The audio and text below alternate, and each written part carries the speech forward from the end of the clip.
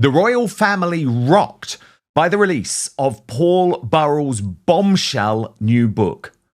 We're going to analyze the biggest claims and work out what's fact and what's fiction in this episode where I team up with Brittany, editor of the Royal News Network. But the most recent revelation that the Daily Mail serialized from this new book, A Royal Insider, was headlined, "I'd like to see my Platinum Jubilee. Can you keep me alive for that?" And this is Paul Burrell, who, remember, still has many close contacts who continued to work for the late Queen Elizabeth II until her dying days, describing in quite intimate details what happened, but also, very significantly, the chill at Balmoral when Prince Harry arrived after her death, even without Meghan Markle. Let me take you through some of the key extracts from this part of the book. Paul Burrell writes, after her own diagnosis just a few months later, the Queen swore everyone to secrecy. Only her immediate staff were informed. Her pages, her footmen, and her dressers were included in the circle of trust and did not tell a soul. As far as the family was concerned, everything was fine. But the doctor's prognosis gave her only until Christmas. The Queen's response, God bless her, typically understated. Well, that's a shame, because next year is my Platinum Jubilee year, and I'd quite like to have seen that. Can you keep me alive for that? She endured blood transfusions and scrupulously followed doctor's orders, giving up her much-loved gin and tonics and martinis, and instead having apple juice and tomato juice on a Sunday as a treat to help her extend her life. Now, I actually know what Paul Burrell is reporting here is a fact, because I remember in the weeks before the Platinum Jubilee, walking down Oxford Street in London, just past Marble Arch, bumping into a friend of the late Queen Elizabeth II who had been very close to the Queen Mother.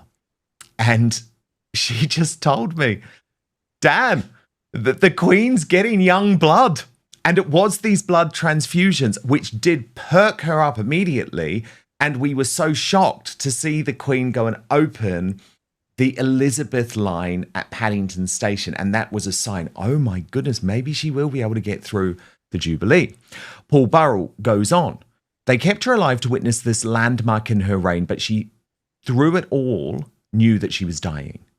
Her family were told in the final few months. She had intentionally kept them out of the loop as she didn't want them to worry. She was also concerned that her illness might open the door to a regency. This was abhorrent to her. She wanted to rule to the end and definitely did not want to be a sick queen with a regent ruling. At the very end, she had good and bad days. There were some days when she couldn't get out of bed, but she always made an effort. Throughout her life, lunch was at 1 p.m, tea at 5 p.m, and dinner at 8:15 p.m. whenever possible. But she stopped going for meals in the dining room. Instead, she was having trays of food delivered to her room, and she was eating very little. The monarch was fading away in front of the nation's eyes. Her dresses weren't fitting properly, and she was looking paler and thinner. I think we all knew it was inevitable. Then, this is after her death, Burrell has insight about what happened in those very difficult hours where Meghan was uninvited to Balmoral. And he writes, Harry came through the doors of Balmoral as though he was expecting to be embraced and welcomed back into the fold, and he was sadly disappointed. He arrived late that night and was met by a total glacial front from his family. Balmoral was an iceberg. He was no longer a working royal, and he was not trusted by the family. Cold and calculating this might appear, but this is the way the Windsors work. They freeze people out, even their own, to preserve the continuity of the family. They will turn against you if you do not follow the party line and do not accept the rules and regulations of the system. Prince Harry knew those rules well. He had been taught them. He was born into the institution. That night in September, Harry joined some of his family for a somber dinner and must have realized the power of the throne had shifted. The atmosphere was Arctic. He went to bed early and got up the next morning before anyone else was awake, but when he went down to breakfast, nothing was ready. Meal times are run to a strict timetable, and Harry wanted breakfast too early. So he left with his tail between his legs in the early hours of the morning. He didn't speak to a soul and went back south. Harry had every right to be there, but the circumstances should have been so different. But Burrell adds, regardless of what he thinks of Prince Harry, you cannot help but feel sorry for him. He had come to pay his respects to his grandmother, who adored him and whom he loved. Harry's grandmother had deliberately wanted him to be happy and to stay within the royal family. But now she was no longer there to protect and guide him. They were all too busy to think about Harry's pain. There was no one there for him, no one to embrace him or understand how he was feeling. It must have been a strange and difficult time for him. Despite everything, I still wish Harry and Meghan happiness. If Harry's marriage were to flounder, which I believe may be inevitable, he will return to England to seek refuge.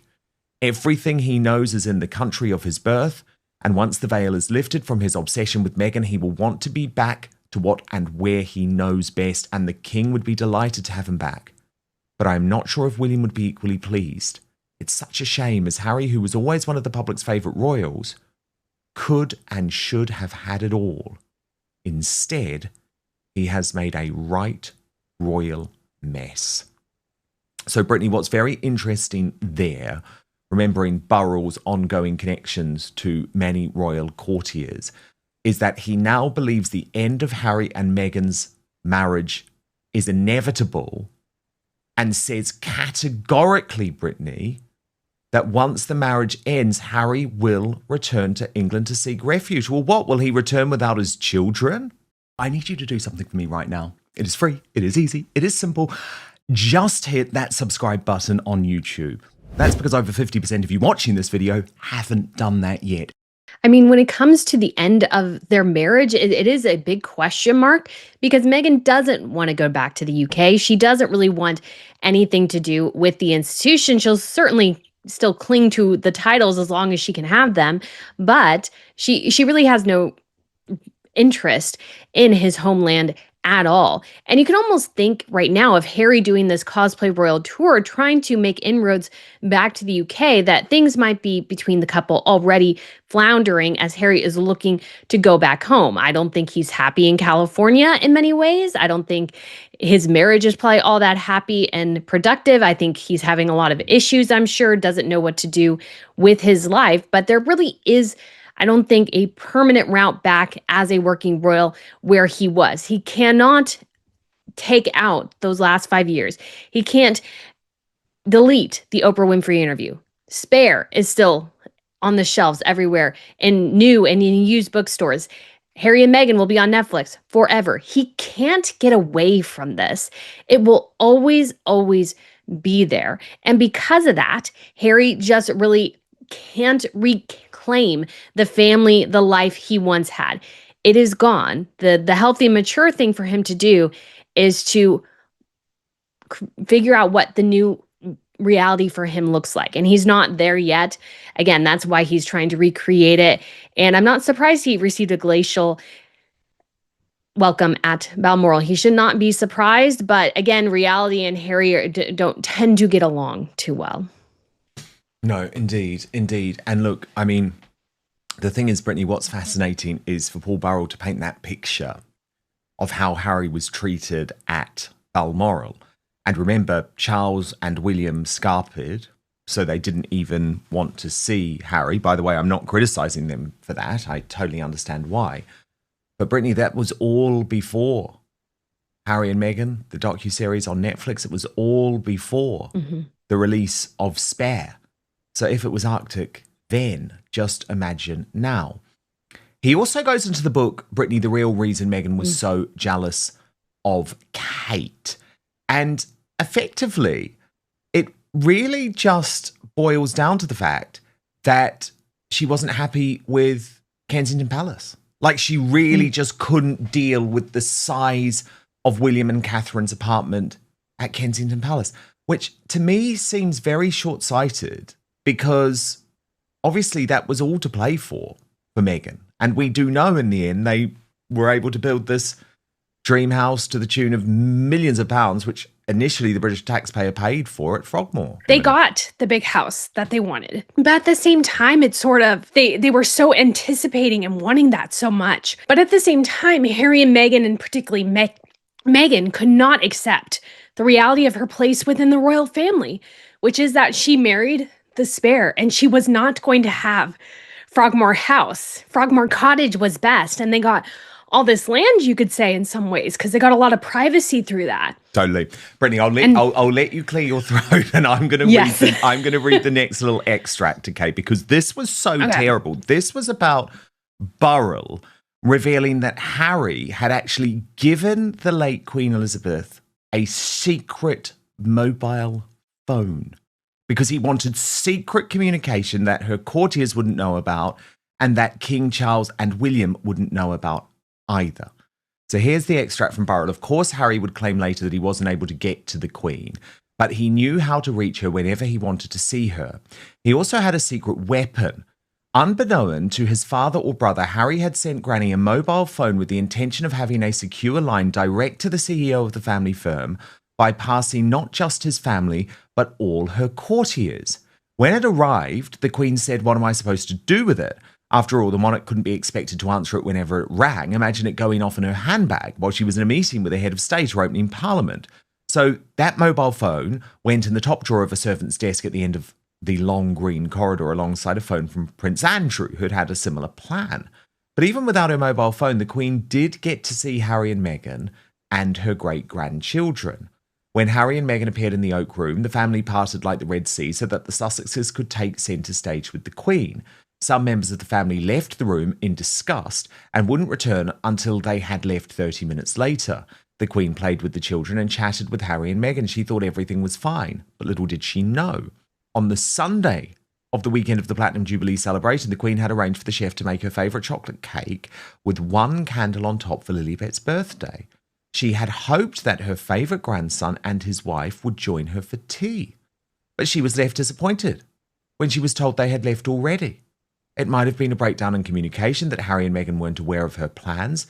It's a shame the tea didn't happen as Meghan never saw the Queen again, while Harry saw her next on her deathbed. So, Brittany, two interesting parts of that extract to pick up on. So let's start with that Platinum Jubilee moment, because it makes me even more disgusted that Harry and Meghan scarpered in the way they did. Because the way that it was briefed, Brittany, was always as if the late Queen totally understood and was cool with their plans. But it certainly doesn't seem like that was the case, according to Burrell's book. No, and I wouldn't be surprised again if it was not something that the Queen was made aware of. Harry and Meghan always want to do things their way. It's a very selfish approach. And in this particular situation, they should have stayed for the whole Platinum Jubilee. I don't understand why they left early. There was a concert, there was a parade. There were things their children could have enjoyed, and they denied them that for very, very selfish reasons. And I don't know how much, and if the book says if Harry knew how close his grandmother was to passing, but this was his chance. It was 3 months before her death. This was his chance. I mean, even any of us in the public who saw her at the Platinum Jubilee knew how much weight she had lost. She was quite thin. And so this was Harry's chance to really get his children connected with his grandmother and his other royal relatives. And he just didn't do that. He left early. He skipped out on her celebrations. Because of his selfishness and his ego, Brittany. Because I was reporting on that Platinum Jubilee, and what happened is that he was so annoyed with, do you remember the St. Paul's Cathedral event, which actually the late Queen Elizabeth II couldn't attend in the end because she had to try and save her strength for that second balcony appearance, which obviously happened and was wonderful. But he was so annoyed by where he was put in the pecking order, but also, Brittany, the way that his family treated him, because they were so disgusted. And I think maybe that was the first time that he had a realization, because even Zara and Mike Tyndall just wanted nothing to do with him. And I think that was a real wake-up call. There's another really fascinating part of this book, Brittany, and let's rewind now. Let's rewind right back to the extraordinary events of 1997 after the death of Princess Diana, when Paul Burrell has this private meeting with the late Queen Elizabeth II. This was very well documented. It was in December 1997 because, remember, in the end, it's what cleared Paul Burrell, who was on trial for apparently stealing from Princess Diana's personal connection. But indeed, the late Queen said, no. Burrell told me that he was doing this in this December 1997 meeting, and the trial collapsed. In this book, Paul Burrell, the late Princess Diana's butler, has claimed that the Queen warned him to beware of sinister secret forces of which even she did not know in the wake of Princess Diana's death. This from Tom Sykes of the Royalist Substack. He, of course, believes that Princess Diana was murdered. And he writes, Burrell was also an absolutely key figure for those who claim that Diana was murdered. It was to him that Diana wrote her famous note saying her husband was planning an accident in her car before her death. This weekend, he has broken cover with the publication of a new memoir in which he alleges that in 1997, the Queen told him, "Do be careful. There are forces at work in my country of which even I have no knowledge." Burrell's comments in the Royal Insider align with a claim made by Andrew Morton that when the Queen was informed of Diana's death in the early hours of August the 31st, 1997, she reportedly reacted by saying they must have greased her brakes. So, Brittany, Paul Burrell says he is able to speak in more detail of this meeting now, effectively because of the death of the late Queen Elizabeth II. But what do you make of this line from the Queen that he alleges that she said, "Do be careful, there are forces at work in my country of which even I have no knowledge"? I mean, it's so hard to say, but I do find it convenient. Of course, people do say things after people have passed because they just didn't want that publicly known at the time. But again, it's rather convenient that the Queen can't say, "Oh, no, I didn't say that." So I treat that with a bit of a question mark. I'm not sure if I totally buy it or not, but it is an interesting thought. I just don't see that much in relation to Diana in that way, that there was some sort of secret force, against her or something like that. Obviously, there were a lot of things going on at that time, but I don't know if I totally buy that story, but it is an interesting one to note. Because then Brittany, he also goes on to talk about Muhammad al-Fayed for the first time since his death. Now, he was, of course, Dodi's father, and he was also the owner of Harrods. And Diana did appear to have a close relationship with him, Brittany. I mean, it was through Muhammad Fayed that she met Dodi, and she was his guest of honor. And you can see in these pictures, at various events. And obviously at the time, there was the idea that maybe Diana needed financial support. She'd had a good divorce settlement, but of course she had refused the official security on offer from the British royal family, from the government. So Fayed, of course, was a billionaire who was prepared to get out the checkbook and help Diana with all of these things. But for the first time, Paul Burrell has revealed how Diana really felt about Muhammad al-Fayed, and says that she was actually sexually harassed by him and that she described him as Yoda. So this is the reporting of it. Diana told Burrell that al-Fayed, who was twice her age, told her she would fall in love and marry his son Dodi, but then added, "I want you to marry my son because in Egyptian tradition, the father goes first. I'm going to sleep with you." Burrell said that Diana replied, "Can you imagine me making love to Yoda?" And in the book, he writes, "I was appalled by his behavior. He thought that it was his right and that it would actually happen, that he would sleep with the Princess of Wales. That was on her mind throughout her romance with Dodi. On other occasions, she branded al-Fayed creepy and slimy and complained that he's always putting his hands on me. People probably wondered why she didn't stop seeing him. But after her divorce from Charles, she chose to play along because she said to me that she needed security and he could provide it. Yeah. So, Brittany, this is another fascinating one because, again, there's two schools of thought here. The first is that, oh, well, it's very easy for Paul Burrell to say this now. Mohammed Al-Fayed is dead. His reputation has been completely trashed. But, I mean, I'm good friends with the Hamiltons, Christine and Neil Hamilton. And, I mean, goodness gracious me, they despise Mohammed Al-Fayed, a man who tried to ruin their lives. And by all accounts, Brittany, he was a very, very odious character then and up until his death. There are, of course, hundreds and hundreds of women who have now reported everything from rape to sexual harassment at the hands of Mohammed Al-Fayed. So in some ways, is it maybe not a surprise if Diana was also subjected to this behavior? I mean, if it was behavior that he thought that was just completely appropriate in a workplace, and then you get to this, I guess, very weird claim. I mean, I've got no idea if it's true, Brittany. I presume it's not true, but that in Egyptian culture, him saying that the father would sleep with his son's girlfriend.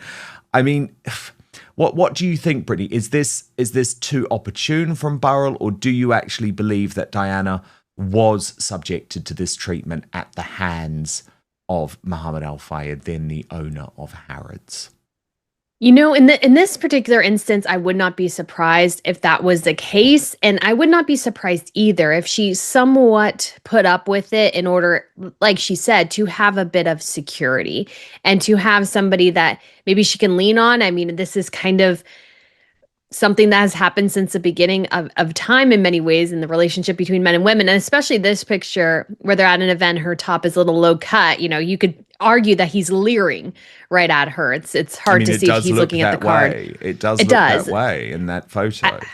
I can't say for sure what exactly he's looking at, but to me, it looks a little bit like he's leering at her chest. And so I can definitely see this being a possibility. And although I'm sure she was very fed up with it as well, if he could offer her money and vacations and those sorts of things, in some instances that might have been really helpful to her. And so if it didn't go too far, she was willing to let some of it slide. Sadly, that happens to be the case many times, but in terms of just women and men in general sometimes. But I think in this instance, this claim has a bit more credence to me than the one about the Queen. So I would argue I could definitely see that being the case. According to Paul Burrell, Queen Elizabeth privately knew she was dying long before the public realized how serious her condition had become. Burrell claims doctors gave the Queen only months to live after her diagnosis, but the late monarch had one final goal. She desperately wanted to survive long enough to celebrate her platinum jubilee. One reported quote from the Queen is particularly emotional. She allegedly told doctors, "I'd quite like to see my platinum jubilee. Can you keep me alive for that?" That single sentence says everything about Queen Elizabeth's sense of duty. Even while gravely ill, her priority was still the monarchy, still the country, still fulfilling her role until the very end. Burrell also claims the Queen underwent blood transfusions in order to regain strength before major public appearances. And if true, that would explain why many people were stunned to see her appear at events during the Jubilee celebrations. At the time, there was widespread speculation about how seriously ill she really was. But according to these revelations, palace insiders already understood the reality behind closed doors. The Queen was fading physically, yet she refused to surrender publicly. That determination is exactly why so many people admired her. But the most explosive part of the book focuses on Prince Harry arriving at Balmoral after the Queen's death. And according to Burrell, the atmosphere was absolutely freezing. He claims Harry walked into Balmoral expecting comfort, support, maybe even reconciliation. Instead, he allegedly encountered what Burrell describes as a total glacial front.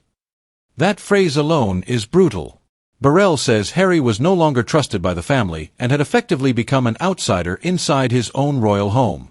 And honestly, after the Oprah interview, the Netflix series, and Spare, can anyone really say they're surprised? The big question now is whether Prince Harry could ever truly return to royal life. And honestly, that seems almost impossible. As Brittany points out in the discussion, Harry cannot erase the Oprah interview. He cannot erase Spare. He cannot erase Netflix. Those things will exist forever.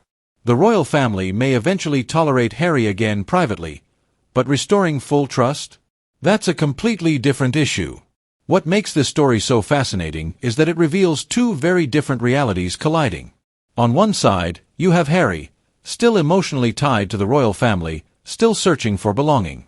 On the other side, you have an institution that appears to have emotionally moved on without him. And according to this explosive new book, the divide may now be beyond repair. But what do you think? Was Harry unfairly frozen out at Balmoral? Or did the royal family have every reason not to trust him anymore? Let me know in the comments below. And if you enjoyed this breakdown, don't forget to like, subscribe, and turn on notifications for more royal news and analysis.